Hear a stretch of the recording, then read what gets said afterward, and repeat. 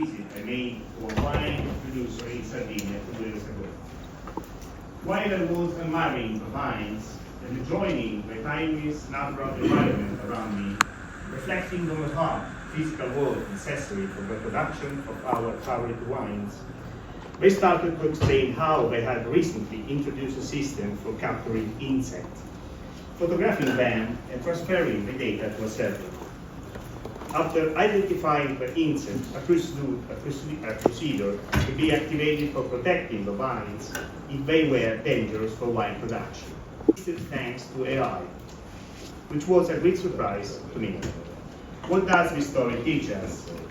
Perhaps that every time we realize that the reality around us is different from what we expect, we enlarge our understanding. And that seeing things with our own eyes is the key to really understanding them. I am here in New York at the OCCAM conference.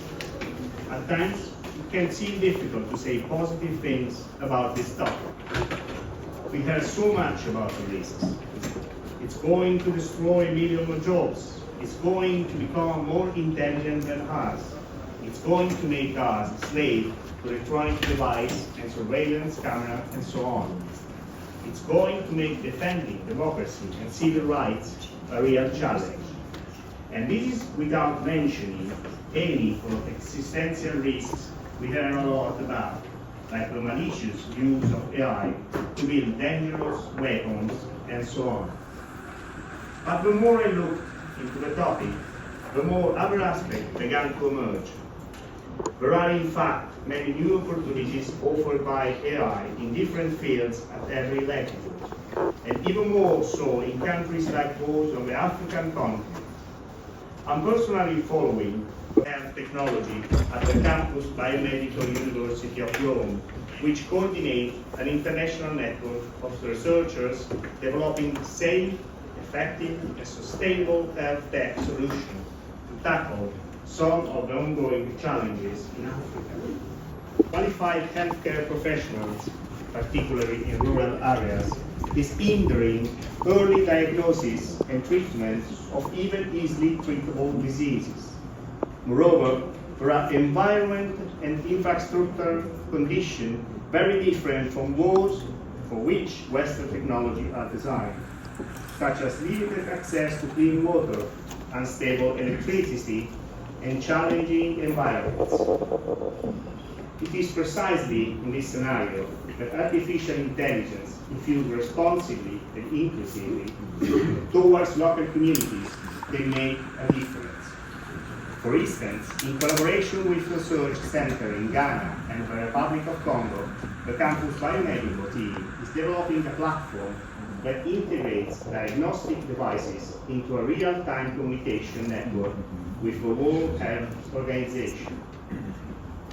This transforms the information must arrive before the virus. But even in countries with fewer specific critical issues, the encounter between AI and health does not fail to surprise us positively. After a serious motorcycle accident in 2017, Michele Roccati, 30 years old, was paralyzed. Then, 3 years later, thanks to AI, he was able to walk again, thanks to an electrode that stimulates his damaged spinal cord with electrical impulses. The use of AI can have a positive impact also in the field of agriculture. Federico II University of Naples is the leader of the National Center for Agricultural Technologies, a center of national research devoted to development of new technology, including artificial intelligence. It aims to promote sustainable and innovative agriculture. I'm aware that in Africa, one of the critical aspects of agricultural production is the massive presence of parasites that make it sensible. AI can be an instrument which makes a real contribution to the monitoring and management of the insect population. And the impact that AI can have in the field of education is also significant, where it can be a truly crucial tool in the fight against poverty. I'm referring in particular to distance learning and above all to education as a path to job creation. It's not a coincidence identified education as one of the main drivers of the plan, which is based on the social and economic cooperation between Italy and Africa. In order to make the promotion of education a reality, the following specific objectives are being laid down. The promotion of training in general, together with the retraining of teachers, the setting up of new professional courses in line with market and local needs, a strong emphasis on technical and professional learning, and the promotion of a specialist Italian technical school system. No less important to the plan are other interventions, for example in the field of agriculture, and which deal with security, food self-sufficiency, and the recognition of the importance of food production. Why in the health sector there is a real focus on making healthcare more accessible to wider section of the population. In the energy field, there are measures developing green energy in the continent. In each of the areas of interest, both innovation and research are the fundamental pillar of the plan. It's not only a word of innovation, but also an open competition. This is the crux that requires the search for a synthesis to safeguard human well-being.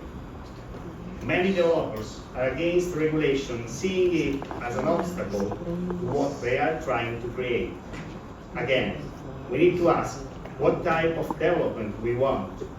Do we simply want to develop technology, or do we want to use technology in an ethical way to bring social benefits? What is our goal?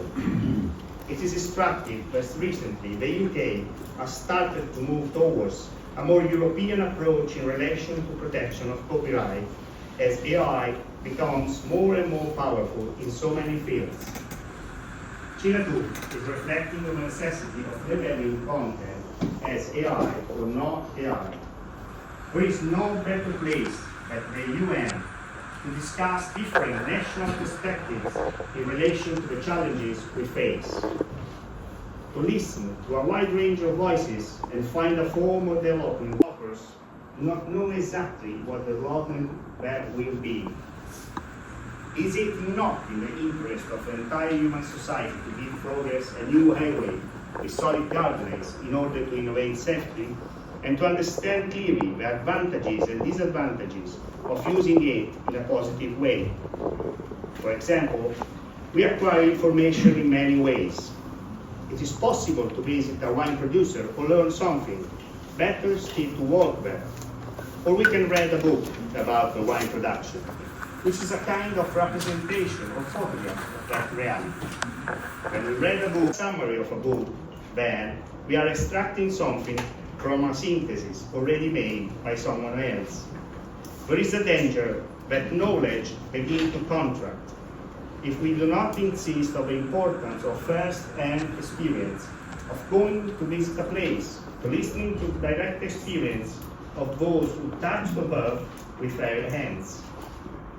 For work, for life, for production, we should keep in mind that unless humans use AI in positive, active ways, we risk losing important sources of knowledge. We risk back contraction, which is an inevitable part of synthesis. Recent studies show that 90% of people stop after reading a summary rather than using the summary as a starting point for looking at a question in more detail. Will these contribute to progress? It is legitimate to ask.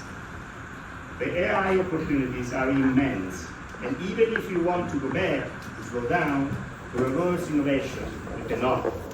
We must embrace AI and use it in a positive way.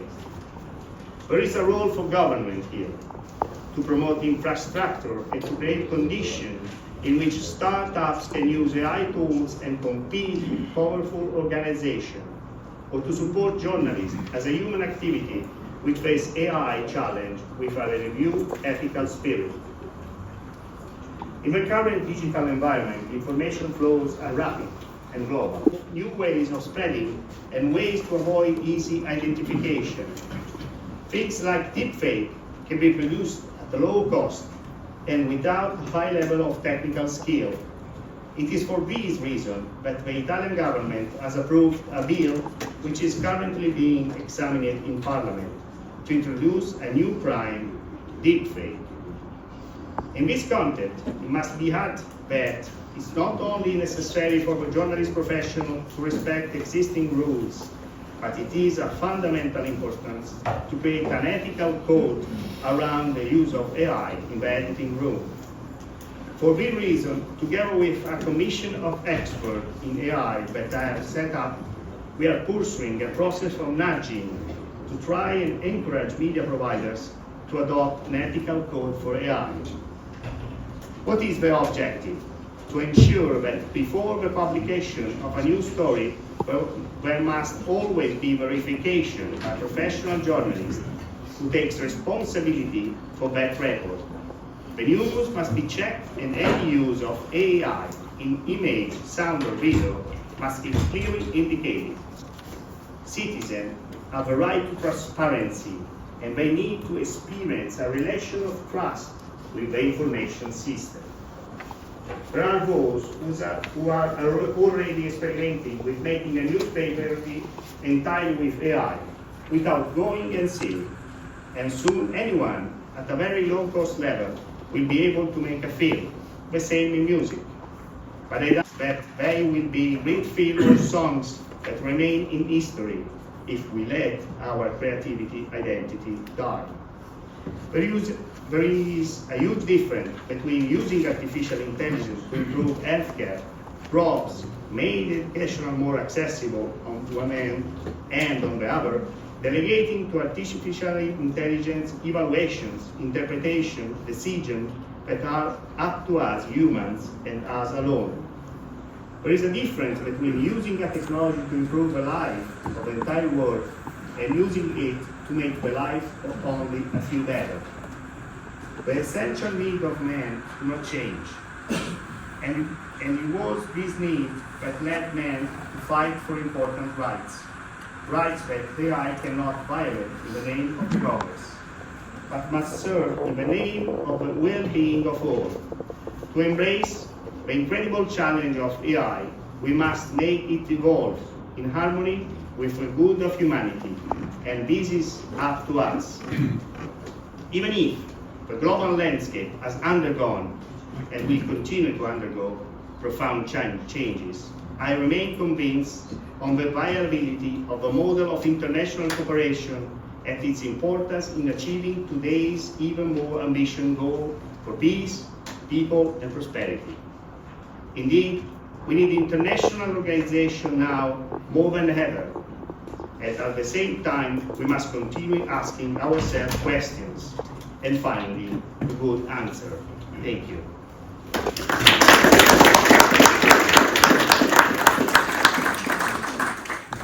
Thank you, Undersecretary Barachini, for your